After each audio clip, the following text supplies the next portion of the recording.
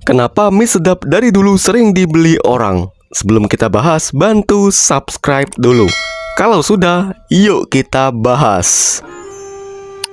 Pernah nggak sih kalian sadar, di warung kecil, di rumah, di kosan, bahkan di dapur orang tua kalian, selalu ada satu mie instan yang hampir nggak pernah hilang. Bukan cuman sekali dua kali, tapi dari dulu sampai sekarang. Namanya mie sedap. Padahal saingannya juga banyak. Ada yang lebih dulu terkenal, ada yang lebih besar, bahkan ada yang lebih mahal. Tapi kenapa mie sedap tetap dibeli orang? Apa cuman karena murah? Atau ada sesuatu yang lebih dalam? Di video ini kita bakalan bongkar fakta sebenarnya. Kenapa mie sedap bisa bertahan dan bahkan jadi favorit orang banyak. So, cerita ini dimulai sekitar tahun 2003. Saat itu, pasar mie instan di Indonesia sebenarnya sudah dikuasai oleh brand-brand besar. Bisa dibilang, pemain baru hampir nggak punya kesempatan. Lalu, datanglah satu produk baru dengan nama yang cukup sederhana. Mie sedap di bawah perusahaan Wings Food, bagian dari Wings Group. Masalahnya, mereka masuk ke pasar yang sudah penuh. Jadi, kalau mau menang, mereka nggak bisa asal main-main biasa. Dan disinilah strategi pertama mereka muncul. Bukan sekedar jualan mie, tapi jualan pengalaman makan. Kalau kita jujur, alasan pertama orang beli mie instan itu cuman satu, yaitu rasa. Dan mie sedap dari awal fokus banget di sini. Salah satu inovasi yang bikin mereka beda adalah kriuk bawang goreng. Kelihatannya sepele, tapi ini mengubah pengalaman makan. Saat brand lain fokus di kuah atau mie sedap nambahin tekstur, ada bunyi kriuknya, ada aroma bawang, dan itu bikin otak kita langsung bilang ini beda banget. Secara psikologis, makanan yang punya tekstur tambahan lebih mudah diingat dan bikin nagih. Belum lagi bumbu mereka cenderung lebih berani, lebih gurih, lebih terasa. Kadang bahkan lebih kuat dari kompetitor. Dan ini bukan kebetulan, ini memang strategi. Sekarang kita masuk ke faktor harga. Mie sedap dari dulu dikenal bukan yang paling murah, tapi juga bukan yang paling mahal. Istilahnya itu aman.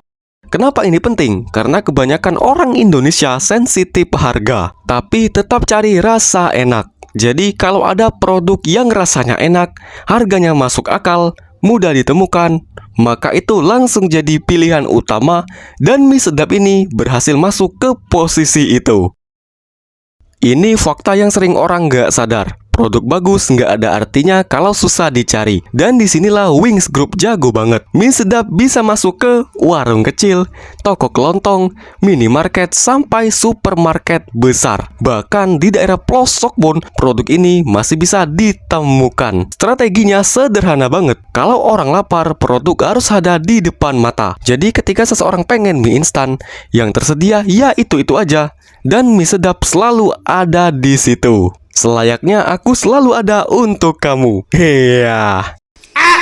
Kamu pasti pernah lihat iklan mie sedap di TV dulu, dengan visual mie instan yang kelihatan lebih menggoda, lebih mengkilap, lebih berisi. Dan seringkali mereka pakai slogan yang fokus ke rasa. Ini bukan kebetulan, mereka nggak jual mie, mereka itu jual kenikmatan. Bahkan pemilihan nama sedap itu sendiri sengaja dibuat double huruf AA, biar lebih diingat, simple tapi nempel.